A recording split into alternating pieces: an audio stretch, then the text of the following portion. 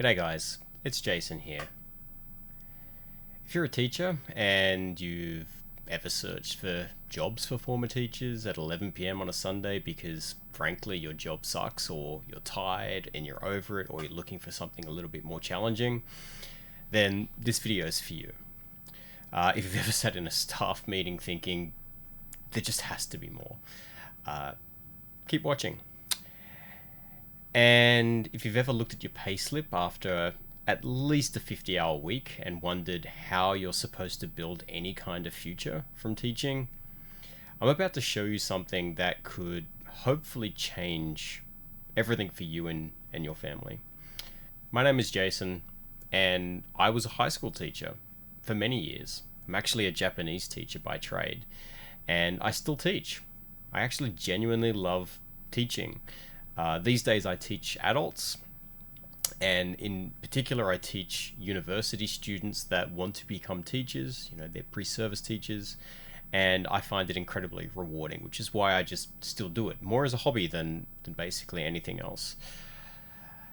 But I've kind of moved out of traditional K-12 teaching, and I've had the opportunity through my career to work on some of the most cutting-edge technologies, some of the most bleeding edge platforms, and products that you've probably used or are using every day in your teaching practice.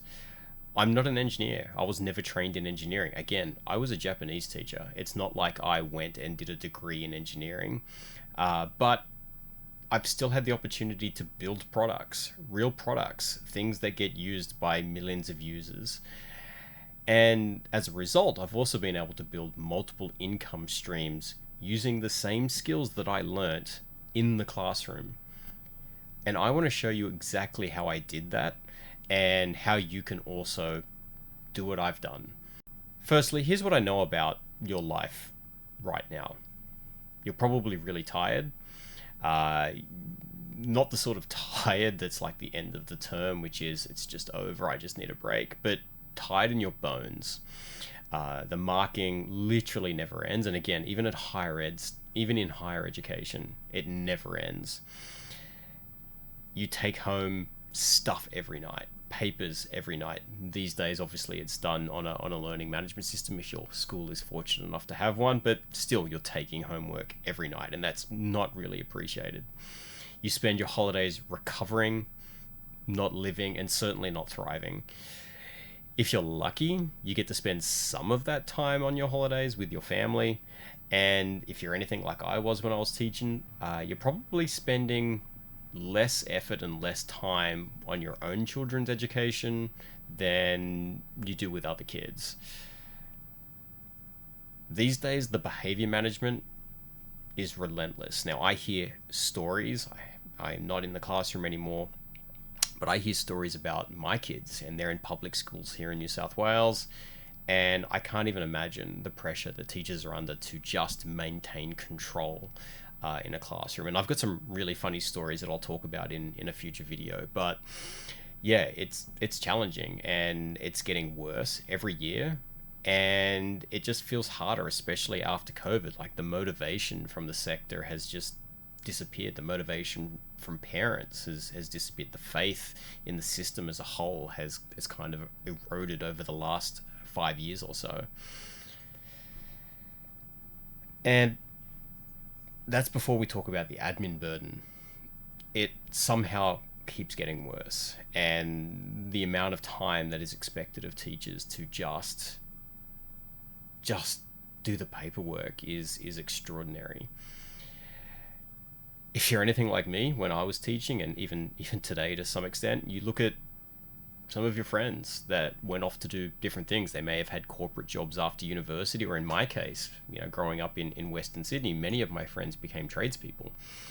Some of the most successful business owners that I know are, the tradespeople, and I've learnt a lot from how they manage their enterprises over the years.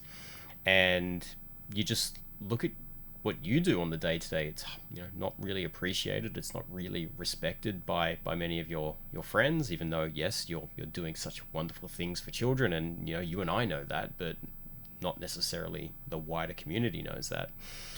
And you've looked for other jobs, and you just don't see that your skills are transferable. Like, you may have a master's degree in education, or in my case, I have a bachelor of teaching, and it doesn't seem to fit anything outside of the classroom. Like, how do you go and do something else if all you're trained to do is teach kids?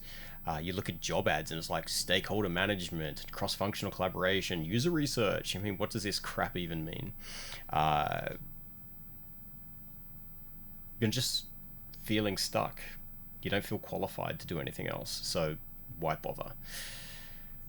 So you stay in a job that you may actually still love, but you feel like there's nothing more. There's no progression, there's no opportunity, and it's slowly eating you alive, and you just don't feel motivated to do it anymore. Here's the bit that nobody really talks about. The longer you stay, the harder it is to leave, and the harder it is actually to just have the motivation to do something else, even if that's on top of your current teaching practice, even if that's building a side income stream. If you're just doing the day-to-day grind, years evaporate. Like, where did the last 5 years go? It's not because you're getting worse at your job. You're actually getting much better at your job every year that you teach, but every year that passes, you become more convinced that teaching is kind of all you can do. You start to believe even more that your skills don't translate, and I'm dead serious. That's not true. Your skills are highly valuable in the marketplace. As a matter of fact, being a teacher, in my opinion, you are probably the greatest product managers available. You have skills that are just so transferable. So firstly, let's just dispel that myth. If you knew how valuable your skills are in big business, in big tech, even in your own company, or building products on your own, you would leave immediately. And I'm not blowing smoke up your ass. I'm legitimate. Like, I've worked with some of the most talented, most highly paid product managers on the planet, literally the highest paid engineers on the planet, and compared to what the average teacher does on a Tuesday before breakfast, they pale in comparison. You have the skills. You absolutely have the skills. You just don't have the frame. I know this because I've lived it. 20 years ago, maybe a little bit more, give or take. Don't want to give away my age too much. I was teaching Japanese and Hizi, so history and commerce and other subjects, to teenagers in southwest Sydney. I've taught all across New South Wales, actually, Central Coast as well, and I've got lots of really cool stories about my time on the Central Coast. Cool is a subjective term.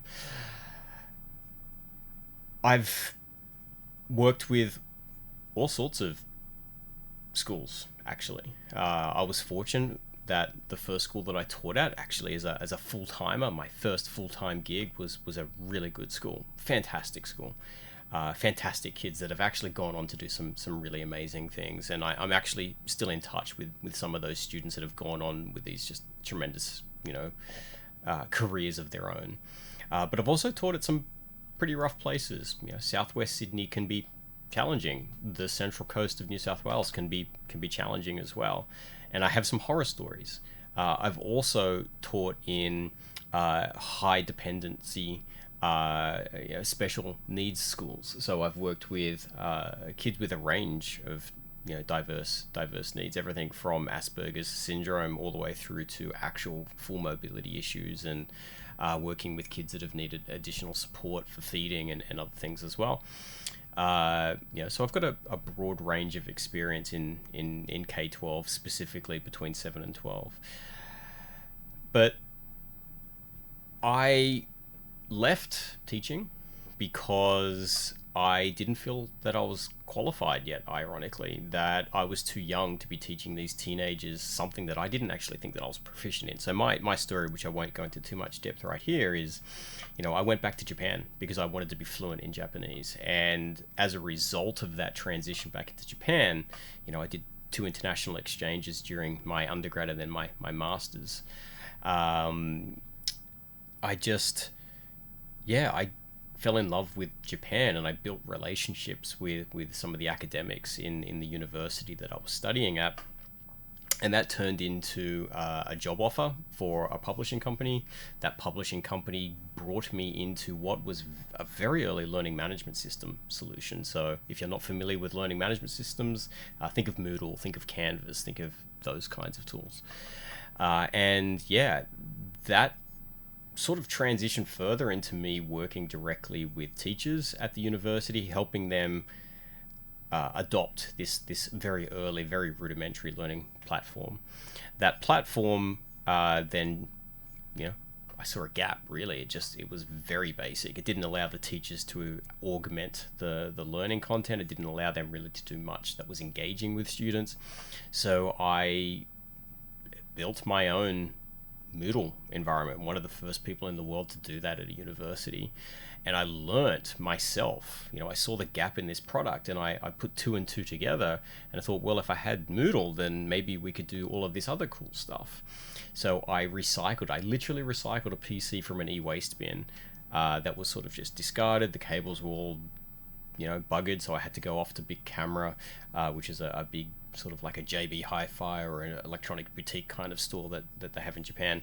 Buy the cables, fix it all up, install the server software, get it all up and running, and had that deployed to the university. It was eventually used for some pretty cool stuff, some research. Lots of teachers were using it actively. And I learned a lot through that experience. Upon coming back to Australia, and again, very long story about why I ended up coming back to Australia. I ended up working for everyone from the College of Physicians, embedding technology into formative assessment, workplace assessments. Again, using Moodle at that stage. I worked with Macquarie University in a leadership role where I would help with, looking after e-learning and strategy, and working with the Macquarie Graduate School of Management and working with the Advanced School of Medicine to help them drive technological innovation in the classrooms there as well. And then I was kind of headhunted into a role with a company called Instructure. Now, Instructure is, often best known for Canvas. They have lots of products, but for Canvas. And I was one of the first employees anywhere outside of the United States in a non-sales role. So my job was to go to literally hundreds of universities and schools across the APAC region, so everywhere from New Zealand through to kind of Singapore, and help bring the technology of Canvas to the school, so helping it sort of talk to their different systems like their student information or student management systems. Lots of coding involved, lots of technical stuff involved, so I had to learn this. I didn't know much of this stuff to begin with, and I was learning on the fly. And then from there, I ended up managing a fairly sizable team of just absolute guns, like just incredible talent that we hired at that company, and I learned so much in the process of doing that. From there, I ended up working for Microsoft, and I was at Microsoft for quite a few years, eventually working in engineering. So I worked in Teams engineering, a tool that you may use from time to time, or at least know about. And I was really kind of a translator, where I would listen to the needs of customers, education customers specifically, and turn that information, so the language of education, into something that the engineers could actually develop and prioritize. And that happened right at the juncture of COVID-19. So I was working with schools and universities and vocational education providers at their incredible time of need to make the product fit for purpose for education, so that we could help facilitate learning and teaching in what would eventually become just a remote only way of doing things. An incredible experience. So I've been there, and I've seen these things, and I've subsequently gone on to work for the Australian federal government, and now I'm working with one of the largest universities in the country, as well as they do a lot of transformation with both their learning stack, but also with artificial intelligence now being a really important part of the education experience. In summary, the ability to explain complex things simply.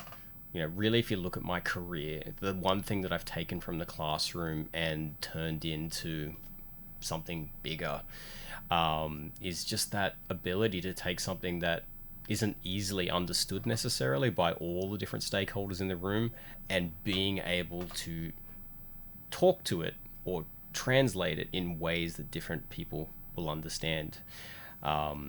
Being able to read a room, like being able to see what's happening around you and adjust and make split second decisions is just incredibly valuable.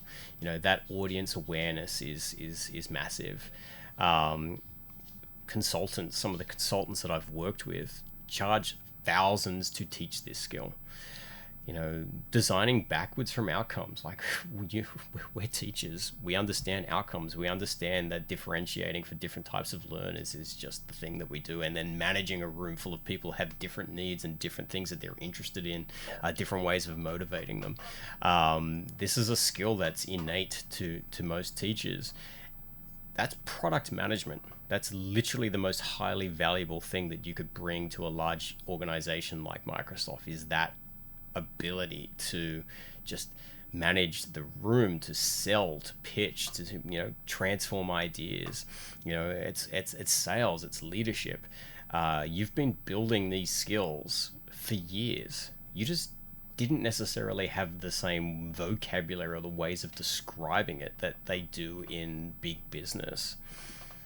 So because of that, I wrote a book called Teach Yourself Out. It's kind of a guide I wish someone had have given me right back in my teaching journey, or right back when I first started doing my teaching degree even. It's not about quitting teaching by any stretch of the imagination. It's just about understanding the skills that you have as a teacher and how they translate to doing more, building products, understanding product life cycles, understanding how to, work with different stakeholders, how to sell, how to build, a funnel, all of these different things that we do. I talk about, scaffolding as strategy. I talk about the crayon effect in the book, and I think it'll be highly valuable to many teachers. You'll basically never look at a lesson plan the same way again. I also talk a lot about how to, find problems. Like, as a teacher, I sort of spoke about it much earlier, that, there's a lot of admin burden, there's a lot of process in teaching, but there's also things that you probably experience in your own life, like pains in your own life, or pains that you hear other people that talk about, that you learn to identify as a problem and learn to come up with ideas to solve for that, or those problems. I then look at how you find paying customers, and then to do so without coming across like a sleazy salesperson. Like, what is the way that you use your teaching craft to sell authentically? You've basically been doing this stuff your whole career, and you just need to redirect it to making something from it, to building product and selling those products. And then the last thing I talk about in the book, and it's a very personal book, I talk a lot about my stories and my life and the things that have happened throughout.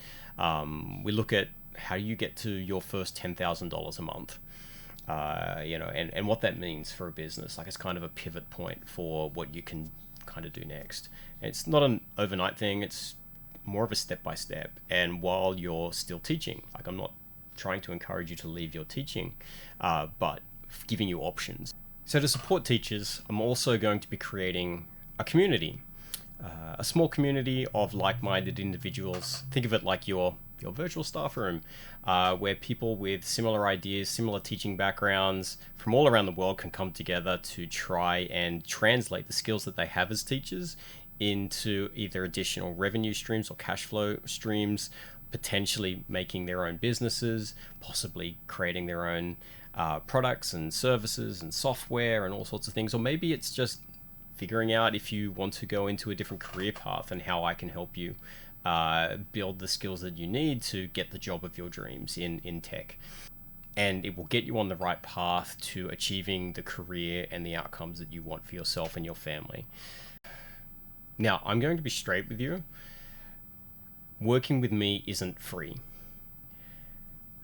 And I'm not going to pretend that it's nothing, because I know that teachers aren't overpaid, for example, and I know that times are quite difficult right now, but I want you to consider what you're actually investing in. You're investing first and foremost into your future income, your options inside and outside of teaching, your potential pathway out of teaching if that's what you're looking to do, or maybe you're looking at building something alongside your classroom practice, maybe a side business, maybe it's something that you want to do to thrive in whatever the post-AI world brings us.